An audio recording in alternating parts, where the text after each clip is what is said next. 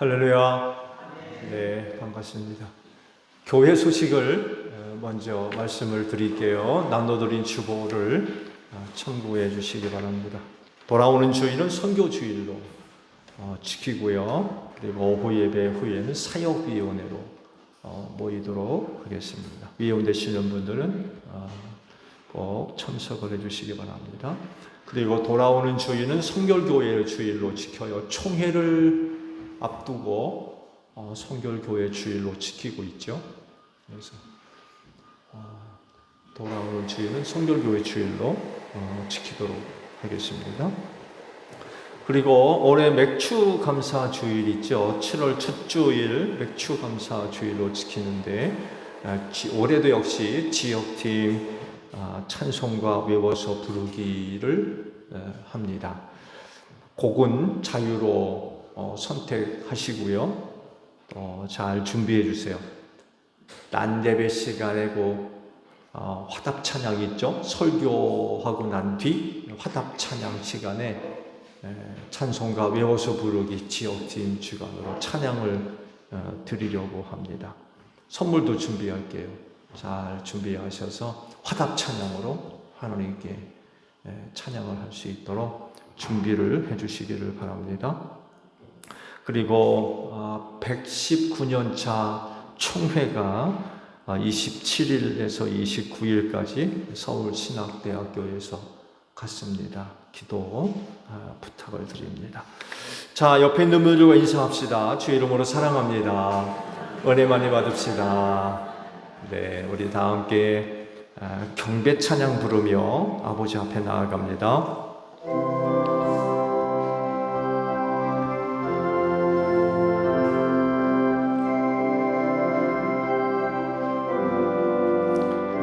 의리 받은 주님 은혜 한량없도다. 주님께 영광 할렐루야. 기쁜 찬송 부르면서 천국 가겠네. 주님께 영광 할렐루야. 하나님의 자녀여 크게 찬송 부르며 밝고 거룩한 길로 기쁨으로 나아가 주의 보좌 앞으로 속히 들어가겠네. 주님께 영광 할렐루야. 하나님 감사드립니다. 이 날을 지켜 예배할 수 있도록 믿음을 주시고 한 주간 은혜 가운데 인도해 주셔서 감사드립니다. 그 은혜를 힘입고 정한 날 아버지 앞에 나와 예배하오니 오늘도 저희가 드리는 예배를 기쁘게 받아 주시옵소서. 하나님은 영이시니 신령과 진리로 예배하라 하십니다. 그리하오니 오늘도 저희 드리는 예배가 신령한 예배가 되기를 원하오니 성령의 기름 부으심으로 함께하여 주시옵시고 진리로 예배하기를 원하오니 주님이 약속하신 대로 우리 모임과 함께하여 주시옵소서. 그래서 저희가 드리는 예배 하나님이 기뻐 받으실 수 있는 예배가 되어지게 하옵소서. 이 시간의 예배를 성령님께 의탁드립니다. 우리의 마음을 주관하소서. 이끌어 주시기를 원합니다. 순서마다 힘을 다하여 하나님을 예배할 수 있도록 성령님 우리를 도와 주시옵소서. 존귀하신 예수님의 이름으로 기원하옵나이다. 아멘. 회개 기도합니다.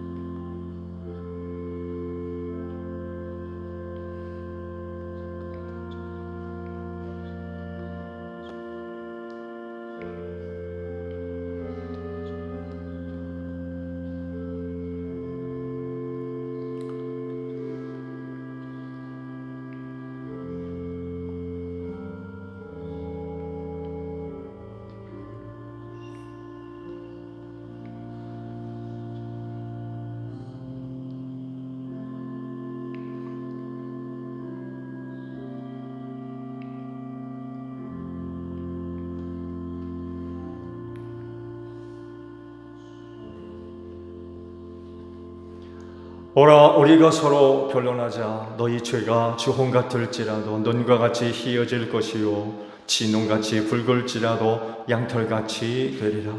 이 말씀대로 진심으로 회개한 여러분의 모든 죄를 예수 그리스도의 십자가의 은혜로 용서하셨습니다.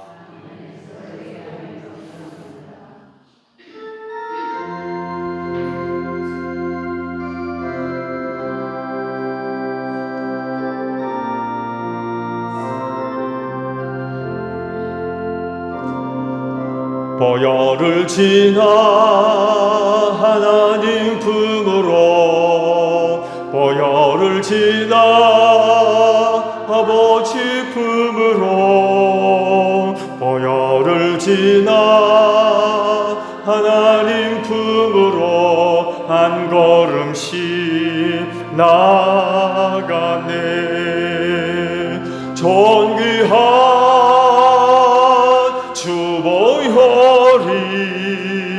내 영을 새롭게 하시네. 존귀한 주 보혈이 내 영을 새롭게 하네.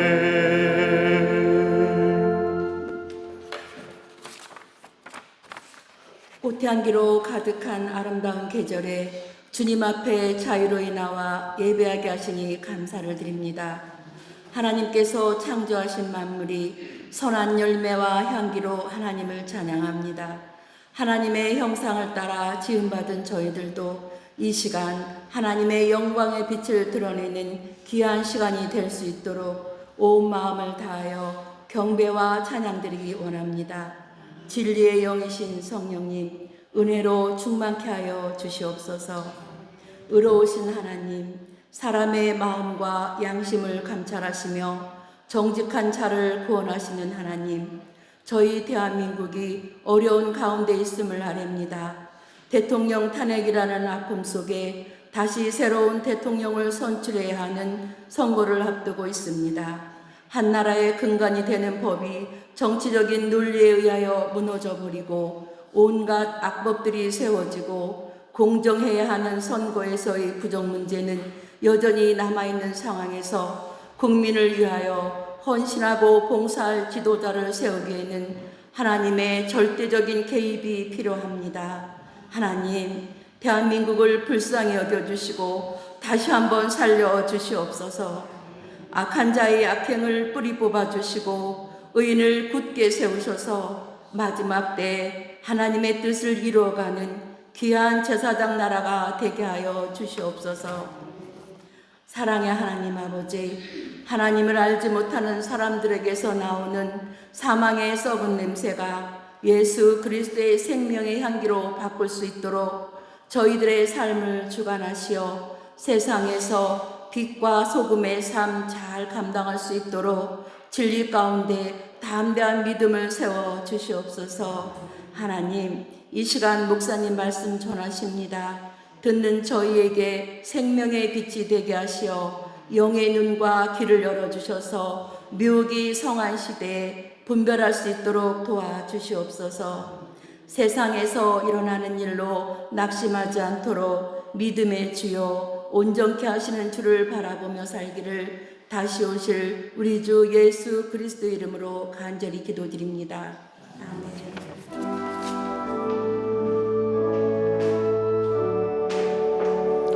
우리 기도를 들어주시고 주님의 평화를 내려주소서. 아멘.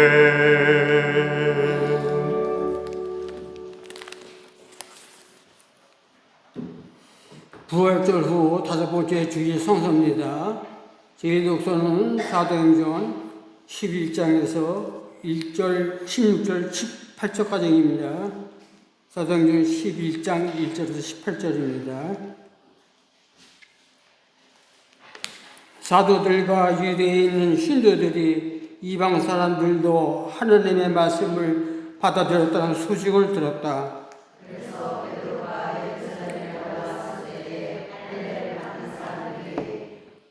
당신은 할례를 받지 않은 사람들의 집에 들어가서 그들과 함께 음식을 먹는 사람이요 하고 그를 나무랐다.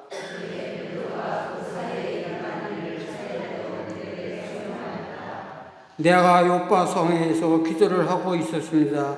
그때 나는 항월경의 가운데서 한 상을 보았는데 큰 보자기와 같은 그릇이 내 귀퉁이에 끈에 매달려서 하늘에 들어오져 내려서 내 앞까지 왔습니다.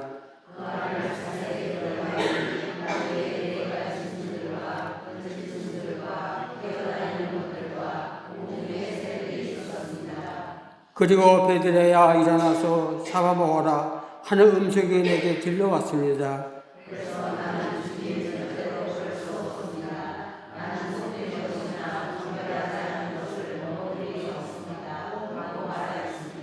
그랬더니 하나님께서 깨끗하게 하신 것을 속된다고 하지 말아라 하는 음성이 두 번째로 하늘에서 들려왔습니다.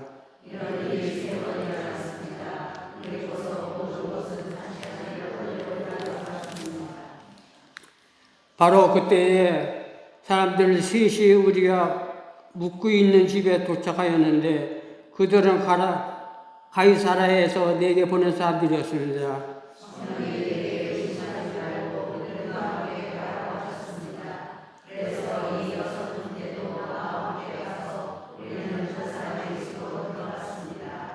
그 사람은 자기가 천사를 본 이야기를 우리에게 해주었습니다. 곧 천사가 그의 집에 와서 서더니 그에게 말하기를 요바로 사람을 보내어 베드로라고 하는 시몬을 불러오너라.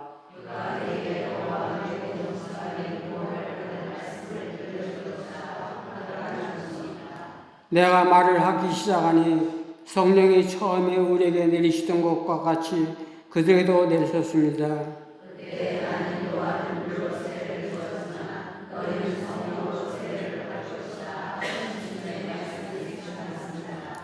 그러므로 하나님께서는 우리가 주 예수 그리스도를 믿을 때에 우리에게 주신 것과 같은 선물을 그들에게 주셨는데 내가 누구이기에 감히 하나님을 거역할 수 있겠습니까?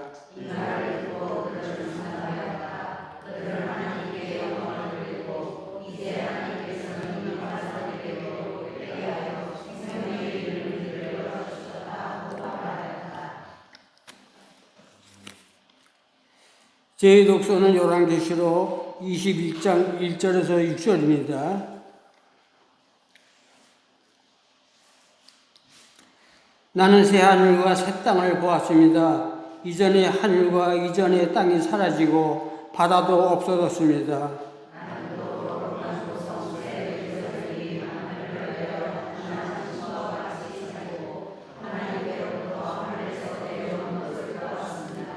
그때에 나는 보좌에서 큰 음성을 울려 나오는 것을 들었습니다. 보아라, 하나님의 집이 사람들 가운데 있다. 하나님이 그들과 함께 계실 것이요 그들은 하나님의 백성이 될 것이다. 하나님이 친히 그들과 함께 계시고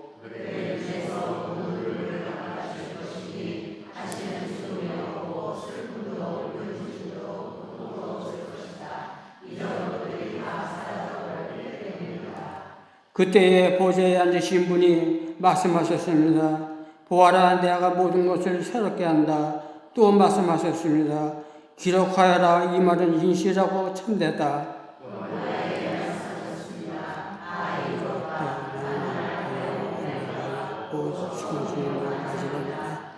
이는 사람에게는 내가 생명을 마시려겠다.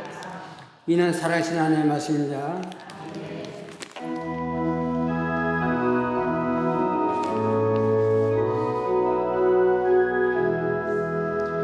주님의 귀한 말씀은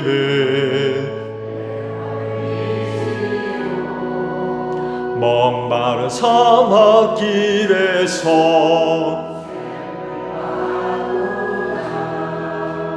굶주린 나의 영혼을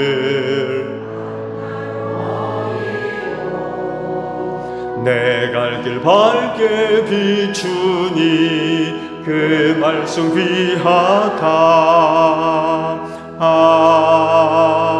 아멘. 오늘 주일을 위해 주시는 말씀을 봅니다. 사도행전 27장 24절 한 절에 있는 말씀만 보도록 하겠습니다. 바울아, 두려워하지 말아라. 너는 반드시 황제 앞에 서야 한다. 보아라, 하나님께서는 너와 함께 타고 가는 모든 사람의 안전을 너에게 맡겨주셨다 하고 말씀하셨습니다. 아멘. 오늘도 주일을 지켜 하나님께 예배하시는 여러분 모두에게 부활의 소망이 충만하기를 축복합니다. 네, 고맙습니다. 강단에 못 보던 것이 있죠? 예, 봉헌대입니다. 전에는 헌금 드린 봉헌물을 강단 위에다 놨는데 봉헌대를 따로 준비해서 십자가에다가 놨어요.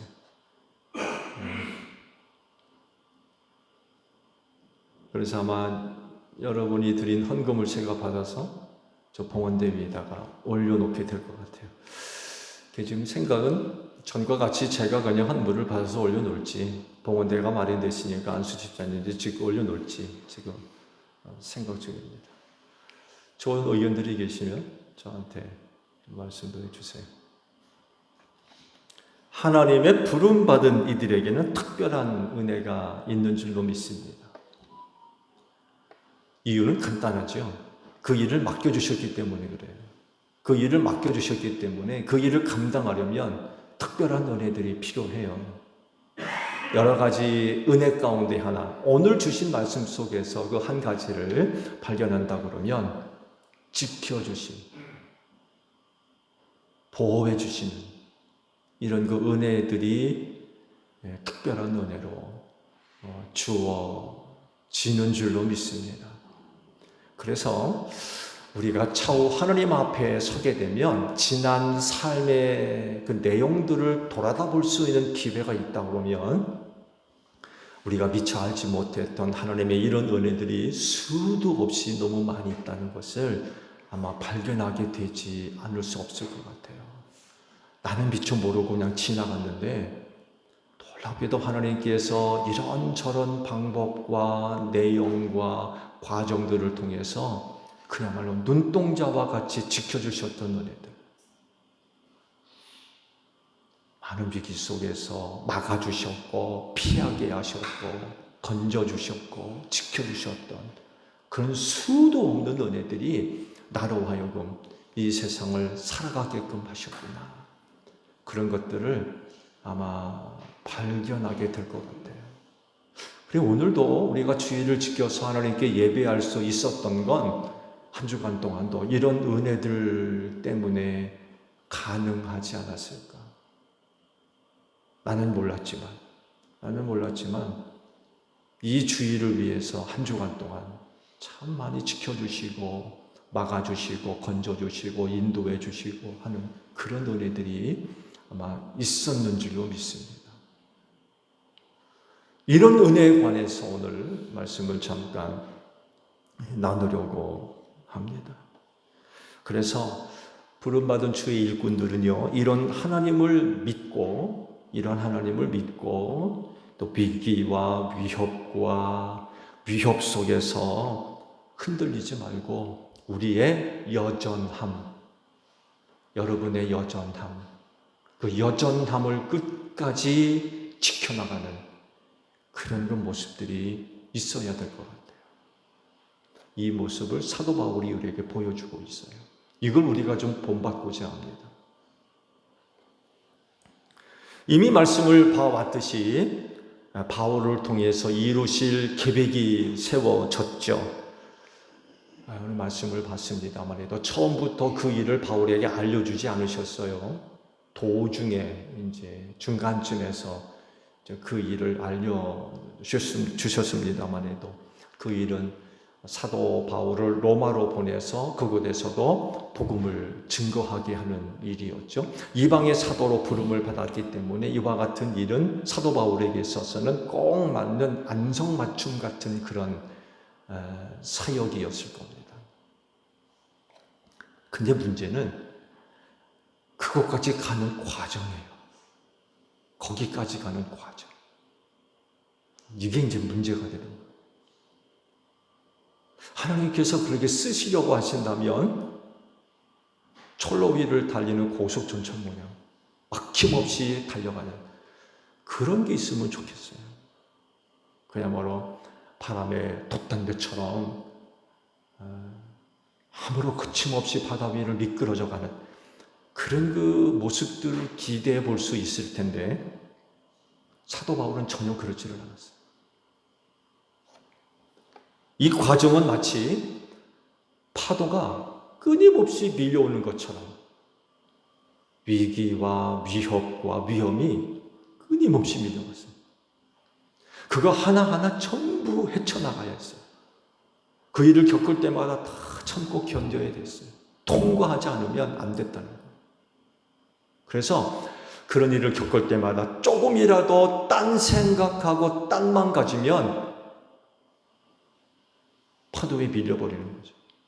파도에 밀려서 전진도 못하고 항구에 도착하기 전에 침몰해 버릴 수밖에 없는 그럴 정도로 사도 바울에게 있어서는 많은 고통과 어려움이 있었던 거죠. 중요한 건 바로 그거예요. 그런 과정 속에서 사도 바울이 어떤 모습을 보여주었냐는 거예요. 어떤 모습을. 오순절이 이르기 전에 예루살렘으로 올라가려고 하죠. 사도 바울의 개인적인 그런 그 뜻이 아니라 성령께서 그를 사로잡으셔서 이끌어 가신다고 고백을 해요. 그래서 선교 일정들을 급히 조정을 하면서 오순절이 이르기 전에 예루살렘에 도착하려고 해서 그런 와중에 성령께서 사도 바울에게 이런 그 말씀을 주셨죠. 사도행전 20장 23절에 네, 고맙습니다. 말씀을 보게 되면 성령께서 놀라운 이야기를 해주세요. 다만 내가 하는 것은 성령이 내게 일러주시는 것뿐인데 어느 도시에서든지 투옥과 환난이 나를 기다리고 있다는 것입니다. 이런 얘기를 해주세요. 너는 전혀 어려움 당하지 않고 나의 뜻을 이룰 것이다. 이렇게 말씀하지 않고 네가 가는 도시 곳곳마다 투옥과 환난이 기다릴 거라는 거예요. 그랬을 때 사도 바울이 마음 단단히 먹습니다. 그래서 이어서 그런 고백을 해요. 다만 내가 아는 것은 성령이 내게 일러주시는 것뿐인데 그 다음이요.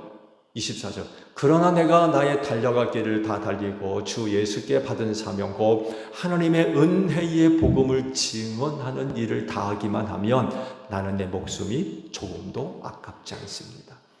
도시마다 투옥과 환난이 기다린대요. 그럼 어떡할 거냐? 이런 말씀이에요. 내 목숨 걸고 그 일을 하겠습니다라는 각오예요. 내 목숨 걸고 아무리 어려운 일을 당하더라도 나는 내 목숨을 걸고 복음 증거하는 일을 하겠습니다. 이런 고백을 지금 하고 있었던 거예요. 실제로 그가 로마에 가기까지 거쳤던 과정, 일어났던 일들이 이루 말할 수 없는 그런 어려운 일들이었어요. 당시 바울이 처해 있는 상황이 상당히 위험스럽고 어려웠다는 사실을 알려주는 말씀이 한 곳 있어요. 사도행전 25장 11절에 있는 말씀입니다. 거기서 사도 바울이 이런 얘기예요. 나는 황제에게 상소하겠습니다. 짤막한 자기 변호지만 사도 바울의 이와 같은 변호 속에는 상당히 중요한 의미들이 여기 포함되어져 있습니다. 나는 황제에게 상소합니다라고 하는 이 말을 이해하려면은 당시 사도 바울을 위협하고 있었던 두 개의 세력을 우리가 이해를 해야 됩니다.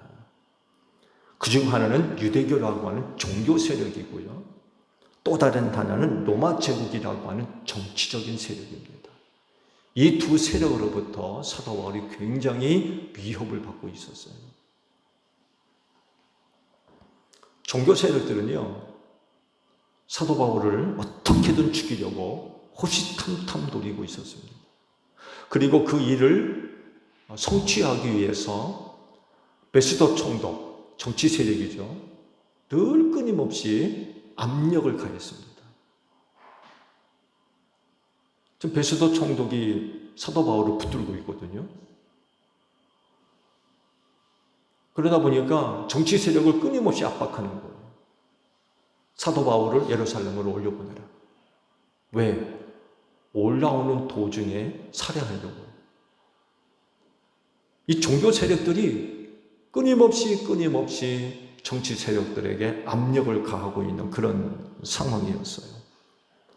정치 세력들은요, 이런 유대교로부터 압박을 받고 있었고, 또 당시 총독으로 있었던 베스도도 이것으로 인하여서 정치적 영향력에 대한 위기의식을 갖지 않을 수가 없었을 거예요. 자칫했다가는 이 바울 문제로 인하여서 정치 세력들이 폭동을 일으키지 않을까. 폭동. 이걸 염려하지 않을 수가 없어요. 시간이 흐르면 흐를수록 베스도는 이런 압박에 대한 무게, 중압감을 못 견디는 거죠. 결국 어떻게 되겠어요? 종교 세력들과 결탁을 할 수밖에 없어요. 자신의 정치력 유지를 위해서 결탁하는 거죠. 바울을 넘겨줍니다.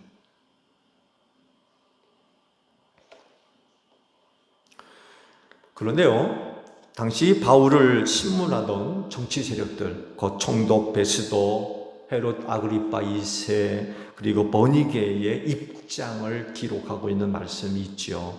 26장 31절에 그들이 바울을 두고 이런 말을 합니다. 네, 그들은 물러가서 서로 말하였다. 사도 바울을 세워놓고 그의 변호를 들었습니다. 그리고는 사도 바울의 변호를 듣고 그들이 물러가서 저들끼리 나눈 이야기예요.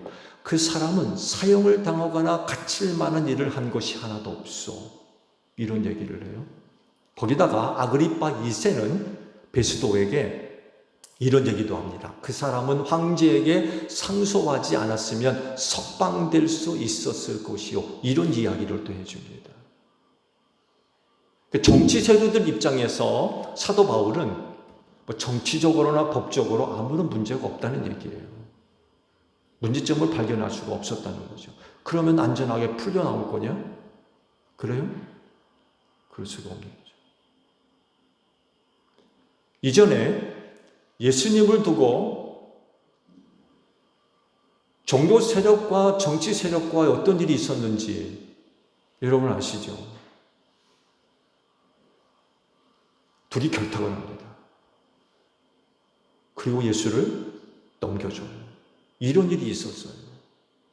그러면 사도 바울이 안전하게 풀려나도록 종교 세력들이 가만히 있었을까요? 가만히 있지 않는 거예요. 예수님도 그랬는데 바울 가만히 안 두는 거죠. 저들끼리 정치적으로 아무런 문제가 없고 법적으로도 아무런 문제가 없어서 풀어줄 수 있다라고 해도 그냥 풀어줄 수가 없는 거예요.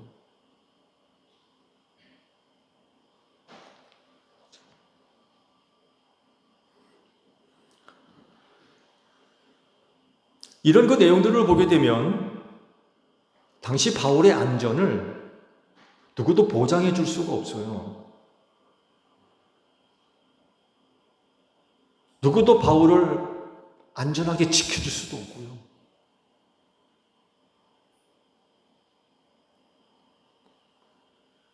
이런 상황을 사도 바울이 너무나도 잘 알고 있는 거죠. 그래서 사도 바울 입장에서 가장 안전한 게 뭐냐? 하나밖에 없어요. 유대를 벗어나는 거예요. 유대를 벗어나는 것만이 가장 안전해요. 그 방법이 바로 황제에게 상소하는 거였습니다. 유대를 벗어날 수 있는 유일한 방법이었어요. 이런 결정이 로마로 가게 되는 이유가 되었고 최종적으로는 하나님의 뜻을 이루는 일들이 됐지요. 하나님은 이런 방법과 이런 과정들을 통해서 사도 바울을 로마로 보내셨던 거예요.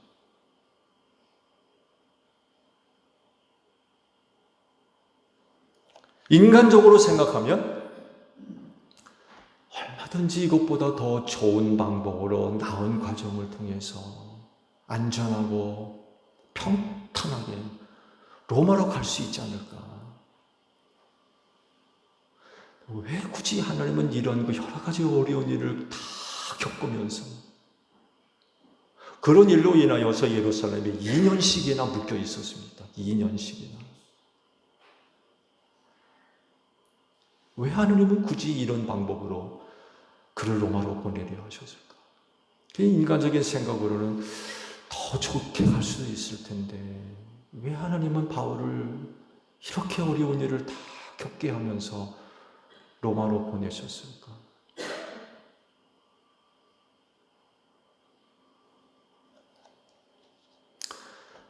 근데요,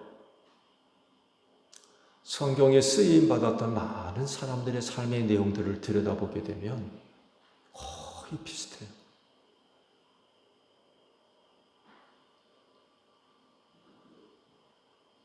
우리는 보통 하나님을 섬길 때 축복과 은혜를 이야기하면서 만사형통 그런 거 굉장히 좋아합니다.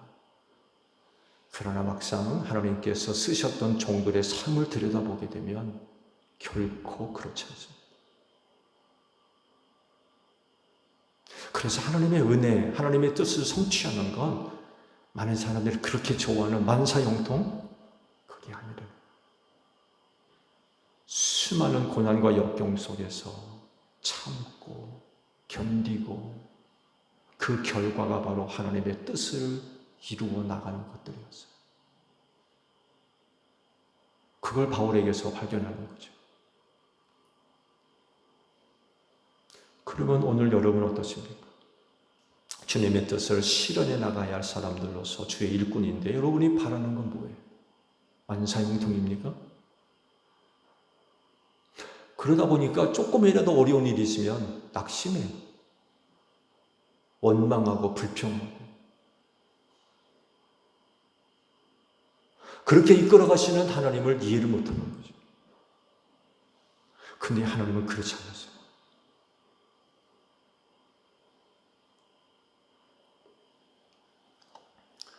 바울에 관해서 더 말씀을 드려볼게요. 세 번째, 또 다른 위기와 위협과 위험이 사도 바울에게 있었습니다. 결국 로마로 이제 가게 됐는데 가는 길이 배를 타고 가게 됐어요. 그게 그 당시로서는 그래도 가장 빠르게 갈 수 있는 방법이었죠. 지중해를 바로 지나가면 되니까. 육지로 지나가면 삐 돌아가야 되잖아요. 길도 험하고. 또 배를 타고 가면 지중해를 바로 걸러서 지나가니까 가깝거든요. 근데 이게 또 화근이 됐죠. 유라굴로라고 부르는 큰 폭풍만 나가지고 14일 동안 바다 위를 떠돌아다녀요. 그 당시 상황이 얼마나 어려웠던지 이렇게 기록합니다. 살 희망이 끊어졌다. 얼마나 어려웠던지. 그러니까 그 배에 타고 있던 276명, 적은 수가 아니죠.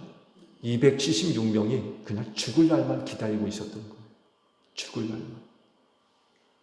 그럴 정도로 극심한 어려움을 보름 가까운 시간 동안 폭풍 속에서 고통을 당하고 있었던 것입니다. 배 안에서 벌어졌던 또 다른 위기가 있었죠. 죄수들을 호송하던 군인들이 자기들이 데리고 갔던 죄수들을 다 죽여야 되겠다. 이런 뜻이 모아졌던 것 같아요. 그들이 왜 이런 계획을 세워놨냐면은 자기들 생각에 그런 폭풍 속에서 자기들이 호송하던 죄인들이 혹 탈출할까. 저럴 바에는 다 죽이자. 그랬던 것 같아요. 왜냐하면 당시 로마법에 의해는요, 죄인을 호송하던 군인들이 그 죄수를 잃어버리면 책임을 물어가지고 사형에 처했습니다. 그러니까 안 죽으려면 죄인들을 다 죽여야 했던 거예요. 그런 어려움 속에서 얼마나 많은 혼란과 그런 것들이 있었겠습니까? 자칫 잘못했다가는 자기가 데리고 가던 죄수가 도망갈 수 있거든요. 그러면 자기가 대신 죽어야 돼요. 이런 일을 당할 바엔 차라리 다 죽이자니. 근데 바울을 호송하고 있던, 책임지고 있던 백부장이 바울을 살리려고 그들의 계획을 무마시켰다고 그래요. 그런 일을 못하게 막았던 거죠. 또 다른 위기가 있었어요. 그 배를 몰고 가던 선원들이요, 그 배를 버리고 도망가려고 그랬어요. 276명이 그 배를 탔다고 그러죠. 근데 세번역의 주석서를 보게 되면 혹은 76명으로도 볼 수 있는 곳으로 주석을 달아놨어요. 그러면 276명은 누군가가 좀 착각을 해서 뻥튀기를 한 거 아닌가. 그 당시에 뭐 276명이나 탈 수 있는 데가 있으려나 그 생각하기 쉬운데, 역사가 요세푸스에 의하면은 당시 큰 배는 600명도 탈 수 있는 배가 있었대요. 600명. 상당히 큰 배죠. 그럼 600명도 탈 수 있는 배가 있었다고 그러면 270명은 뭐 그렇게 많을 수도 될 수 없죠. 그런 저 크기의 배가 있었던 건 사실인 것 같아요. 여하간 276명이나 타고 있던 배를 버리고 선원들이 도망가려고 했어요. 거룻배를 타고서는 도망가려고 했어요. 이 거룻배가 뭐냐면, 그 당시 오늘날에는 항구가 잘 발달돼 가지고 뭐 어마어마하게 큰 배도 접안을 할 수가 있죠. 근데 그때까지만 하더라도 항구가 잘 발달이 되질 않고 바다 깊이가 낮았어요. 지금은 준소를 해가지고 큰 배도 접안할 수 있도록 다 땅을 파잖아요. 흙을 다 걷어내고. 근데 그 당시는 그렇게 할 수가 없었거든요. 그래서 큰 배가 항구에 접안할 수가 없었어요. 그리고 바다 항구 멀리 배를 탓을 내려서 배를 그 바다 가운데다 두고는 거룻배, 작은 배를 타고 항구로 들어왔어요. 그게 거룻배 역할입니다. 그래서 배마다 이 거룻배를 항상 가지고 다녔어요. 항구에 들어가려면 거룻배를 타고 들어가야 됐기 때문에. 근데 선원들이 이 거룻배를 타고 도망가려고 한 거예요. 그러면 그 어려운 가운데 그 배 타고 있는 270명은 어떻게 된다는 얘기예요? 다 죽으란 얘기예요. 선원들이 배를 버리고 도망가면 그 배 타고 남아있는 사람들은 어떡하란 얘기예요? 이걸 사도 바울이 알아차렸어요. 선원들이 지금 꿍꿍이를 지금 하고 있구나는 걸 알아차리고는 백부장과 군병들에게 건의를 해가지고 거룻배를 끊어내버렸어요. 선원들이 못 도망가게.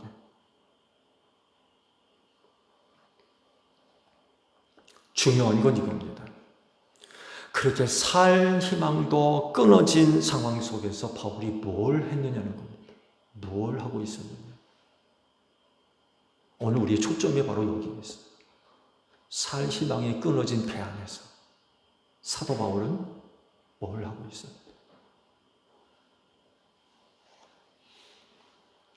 그 상황 속에서도 바울이 할 일이 있었어요. 왜냐하면 하나님의 천사가 그 밤에 나타나셔서 메시지를 주셨어요. 그것이 오늘 주신 말씀입니다. 뭐라고 하십니까? 바울아, 두려워하지 말아라. 너는 반드시 황제 앞에 서야 한다. 보아라, 하나님께서는 너와 함께 타고 가는 모든 사람의 안전을 너에게 맡겨주셨다. 이런 메시지를 바울한테 주셨어요. 그래서 살 희망이 끊어진 배 안에 있었지만 그곳에서 사도 바울이 할 일이 있었던 거예요. 그 배에 타고 있는 모든 사람의 안전을 너한테 맡겼다. 할 일이 있다는 얘기죠.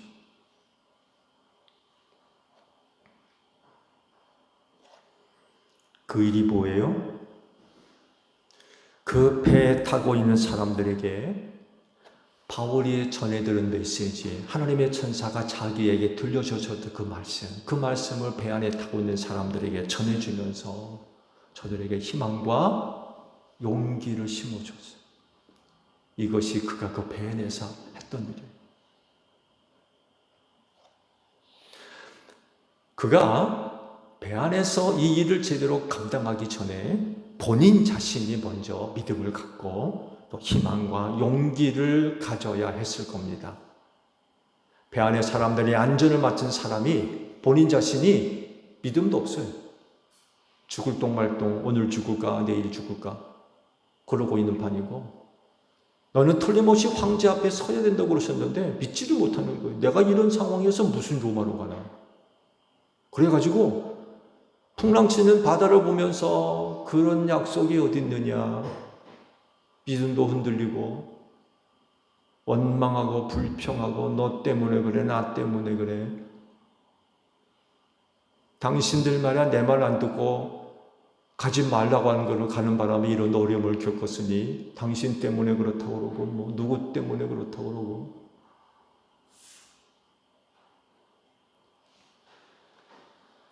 이렇게 했다고 그러면 다른 사람들에게 희망과 용기를 주겠어요? 그런 바울을 보고 어떤 사람들이 용기를 얻고 희망을 가질 수가 있겠습니까? 바울 자신도 원망하고 불평하고 믿음을 안 갖고 있는데.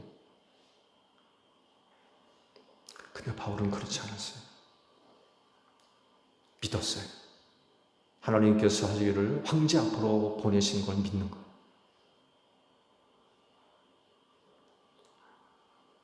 이전에 예루살렘에 붙들려 있을 때도 말씀을 해주셨잖아요. 용기를 내어라. 내가 예루살렘에서 나의 일을 증언한 것과 같이 로마에서도 증언해야 된다. 이런 메시지를 벌써 주셨잖아요. 두 번째,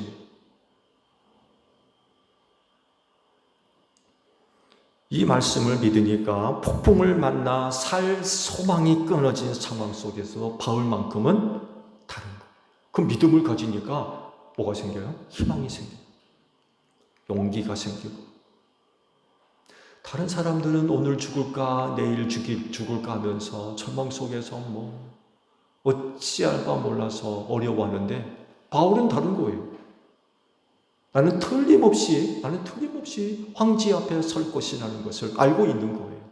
그러니까 아무리 폭풍이 치고 유라굴로라고 하는 그런 그 폭풍 속에서 보름 가까운 시간을 그 폭풍 속에서 헤매고 다녀도 나는 살 거라는 거죠. 나는 살 거다. 이 폭풍 속에서 나는 살아남을 거다. 하나님께서 틀림없이 지켜주시고 보호해 주시고 이끌어 주실 것이라고 하는 믿음을 가지니까 희망이 생기고 용기가 생기는 거죠. 그래서 살 소망이 끊어진 사람들에게 자기가 들은 메시지를 전해주고, 그래서 그들에게 용기를 심어주고 희망을 심어줄 수 있었다는 거죠.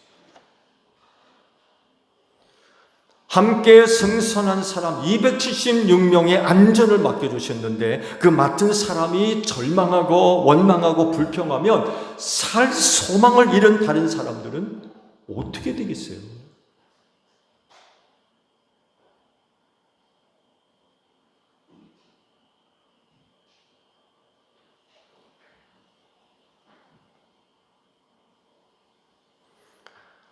세상에서 살 소망을 잃은 사람들의 안전을 소종 제1교회 성도 여러분들에게 맡겨주신 줄로 믿습니다. 아멘 안 하시는 분들은 나 그런 거 안 맡았다는 얘기입니까?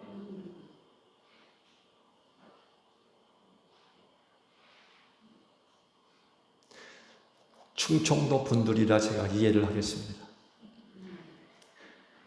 충청도 분들은 마음으로 대답하면 속으로 대답하신다면서요?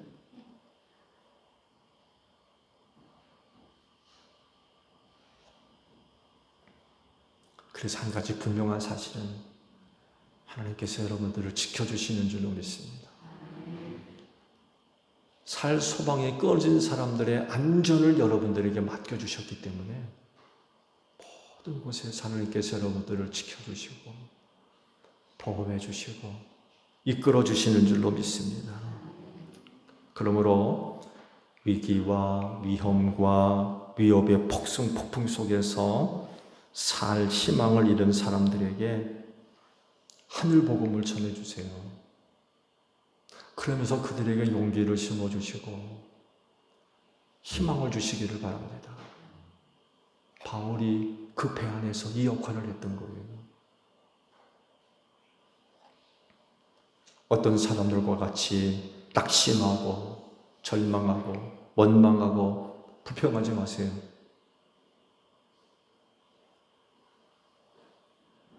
부활이요 생명 되시는 예수 그리스도를 믿는 믿음을 갖고 복음으로 또 다른 사람들에게 용기를 주고 희망을 주시기 바랍니다.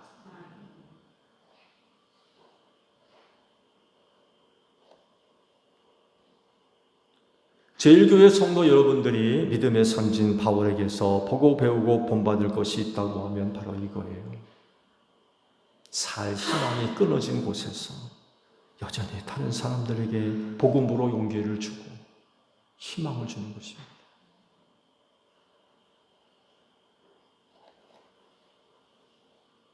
여러분들에게 다른 사람들의 안전을 맡겨주셨어요.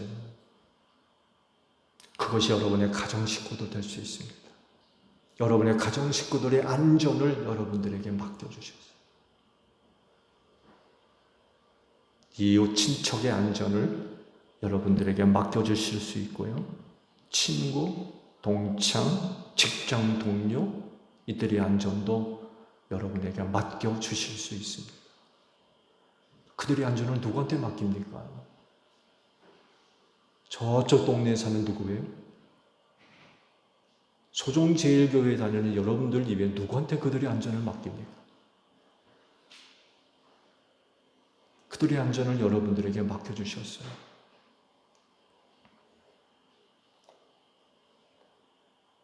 그 안전을 맡겨주셨기 때문에 여러분들을 지켜주시고 보호하십니다. 이거 믿으세요. 여러분 이거 믿고 복음으로 살 희망을 잃은 사람들에게 복음으로 용기를 주고 복음으로 희망을 주는 여러분들이 되시기를 바랍니다. 그래서 만나는 사람들마다 여러분을 통해서 용기를 얻고 희망을 얻는 그런 그 아름다운 삶의 열매들이 맺는 여러분들이 되시기를 축복합니다. 기도하겠습니다.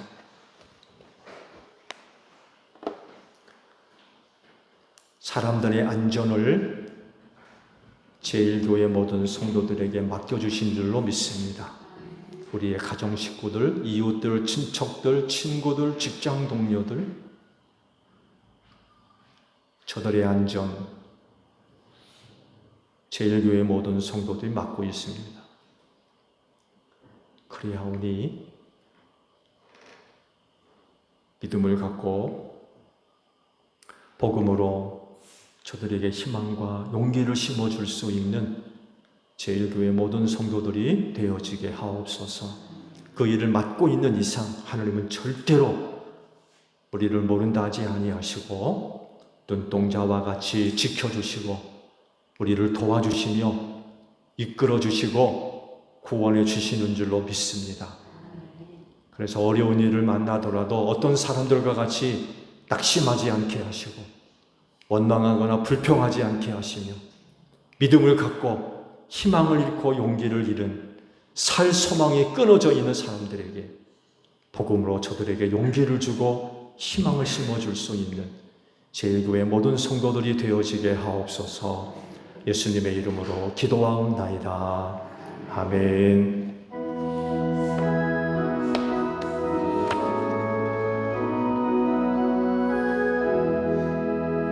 낮에는 구름 기둥과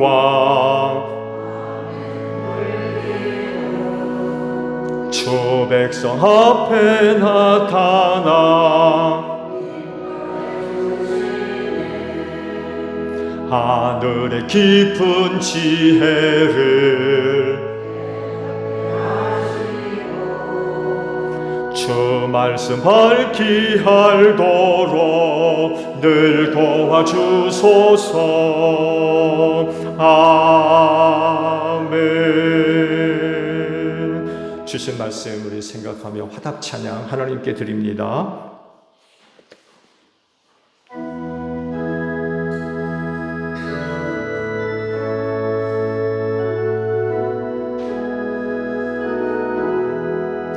날 대속하신 예수께 내 생명 원드리니 늘 진실하게 하소서. 내 구주 예수여 나 구주 위에 살리라. 내 기쁨 한량 없으리. 내 갈 길 인도하소서. 내 구주 예수여. 날 구원하신 예수를 일평생 의지하오니 날 영접하여 주소서. 내 구주 예수여. 나 구주 위에 살리라. 내 기쁨 한량 없으리. 내 갈 길이 도하소서.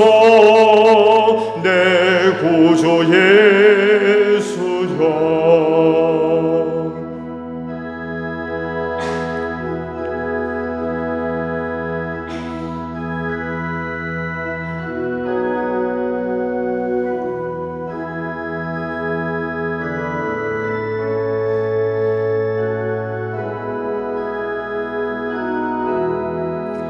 주 십자가에 달리사 날 자유하게 했으니 내 몸과 마음을 주 위해 다스게 하소서.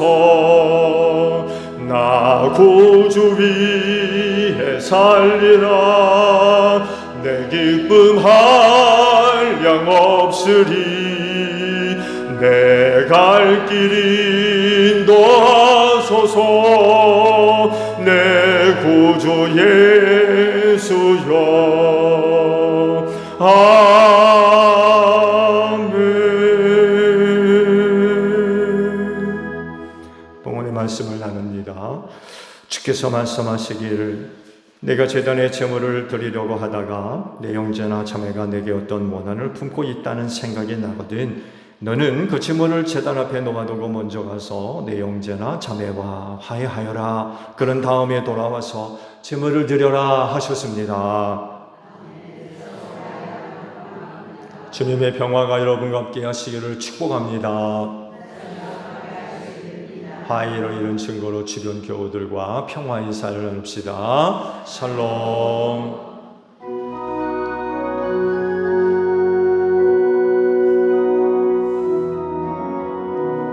하나님 어린 양 세상의 죄를 없애시는 주여. 하나님 어린 양 세상의 죄를 없애시는 주여.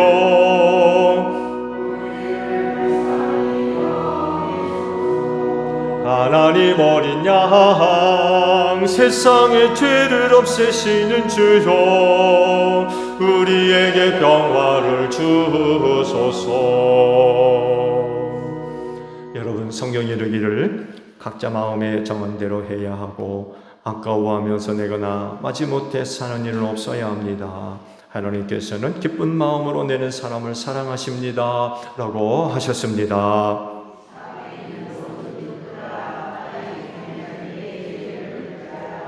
아멘.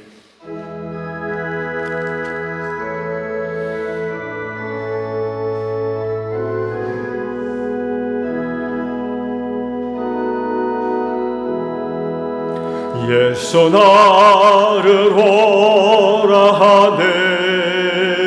예수 나를 오라 하네. 어디든지 주를 따라 주와 같이 가려네.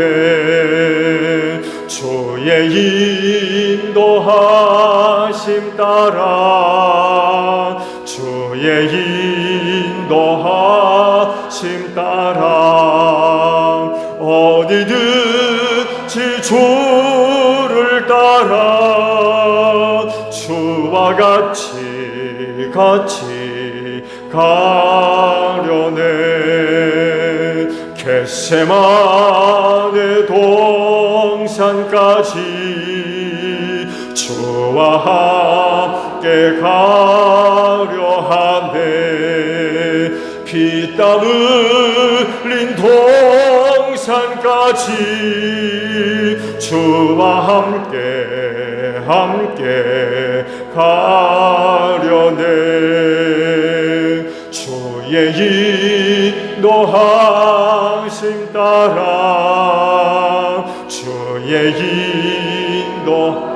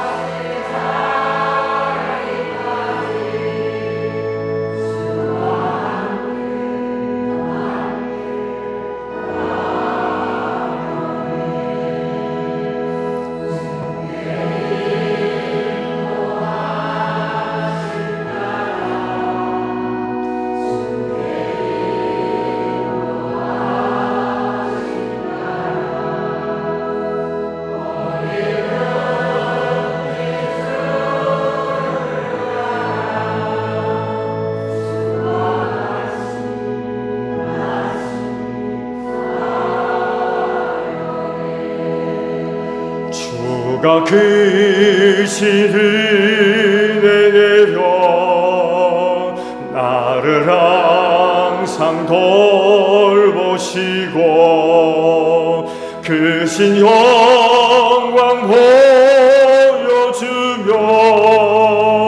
나와 함께 가시네.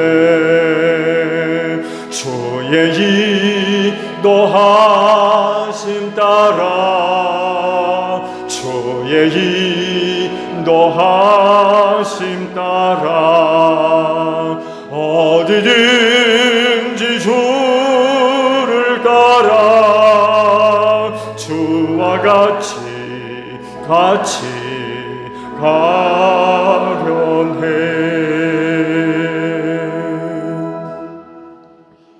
한 주간 감사드립니다. 연약함을 아셔서 쓰러지지 않도록 붙잡아 주셨고, 때로 갈 길 몰라 헤매일 때마다 저희 손 붙잡아 주시고 구원의 길로, 생명길로, 기도하는 자리로, 예배하는 자리로 이끌어 주신 하나님, 또한 부족한 것, 필요한 것 아셔서 만나와 같은 은혜로 채워주시고 공급해 주신 하나님 은혜에 감사드립니다. 앞으로도 변함없는 하나님의 은혜와 사랑이 우리를 구원하며 우리를 치료하고 돕는 하나님의 능력이 있을 줄로 믿습니다. 그 하나님을 기대하며 어려운 가운데 낙심하지 않게 하시고 여전히 우리가 감당해 나가야 할 소중한 모습들 잘 지켜나갈 수 있는 제1교회 모든 성도들이 되어질 뿐 아니라 하나님께로부터 놀라운 은혜와 사랑을 받았사오니 우리 제1교회 성도들이 머무는 곳에서 빛이 되게 하시고 예수의 향기 날리는데 조금도 부족함이 없는 복된 성도들 다 되어지게 하시고 살 희망이 끊어진 사람들에게 산 소망과 희망과 용기를 심어주는데 조금도 부족함이 없는 축복의 통로들이 다 될 수 있도록 이 귀한 믿음들을 꼭 축복하여 주시옵소서. 하나님의 은혜를 생각하며 예물을 거룩히 구별해 두었다가 이 시간 아버지 앞에 드리오니 오늘도 저희가 드리는 예물을 기쁘게 받으시고 오직 하나님의 영광과 뜻을 이루는데 소중하게 사용될 수 있도록 성령님 귀한 길로 인도하여 주시옵소서. 피땀 흘린 예물입니다. 귀하게 받으시고 하나님의 영광을 위해 사용되어지게 하옵소서. 감사하며 예수님의 이름으로 기도하옵나이다. 아멘. 파송 찬송합니다.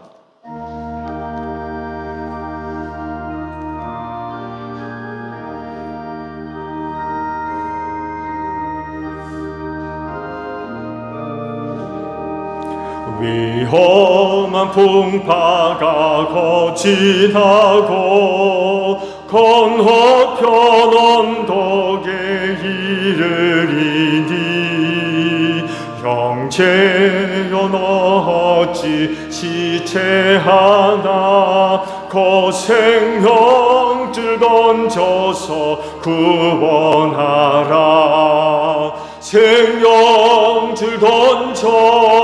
생명줄 던져 물속에 빠져간다.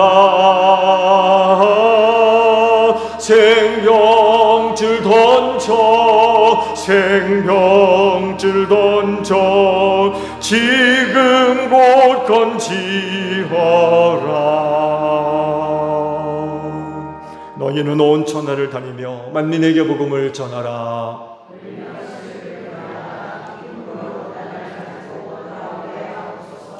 아멘. 지금은 우리 주 예수 그리스도의 은혜와 하나님 아버지의 극진하신 사랑하심과 성령님의 교통하심이 주의를 지켜 아버지 앞에 예비하는 성도들 위해 영원히 함께 하시기를 축원하옵나이다.